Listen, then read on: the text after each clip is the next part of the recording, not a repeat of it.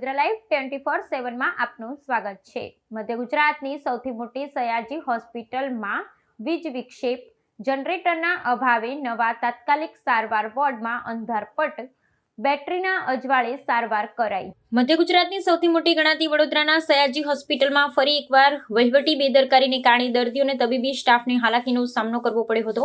Hospital દ્વારા તાજેતરમાં જ દર્દીઓની સુવિધા માટે 16 બેડનું નવું વાતાનુકૂલિત તાત્કાલિક સારવાર વિભાગ શરૂ કરવામાં આવ્યો છે। જો કે આ વિસ્તારમાં જનરેટરની સુવિધાના અભાવે વીજળી ગુલ થઈ જતા સમગ્ર વોર્ડમાં અંધારપટ છવાઈ ગયો હતો। વીજળી ગુલ થવાને કારણે તબીબો અને નર્સિંગ સ્ટાફને લાચાર બની બેટરીના અજવાળે દર્દીઓની તાત્કાલિક સારવાર સહિતની મહત્વની કામગીરી કરવાની ફરજ પડી હતી। નવા શરૂ કરાયેલા એર કન્ડિશનરમાં વીજળી જવાથી વાતાનુકૂલન બંધ થઈ ગયું હતું, જેના કારણે દર્દી અને તેમના પરિવારજનો ગરમીથી પરેશાન થઈ ગયા હતા।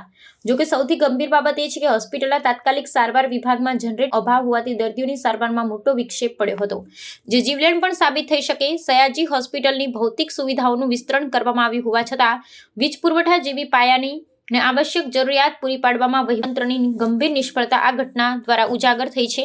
સદભાગ્યે થોડા સમયના અંતરાલ બાદ વીજ પુરવઠો પુનઃ કાર્યરત થતા તબીબો, ગંભીર હાલતમાં રહેલા દર્દીઓ અને તેમના પરિવારજનો સહિત સમગ્ર સ્ટાફે રાહત અનુભવી હતી।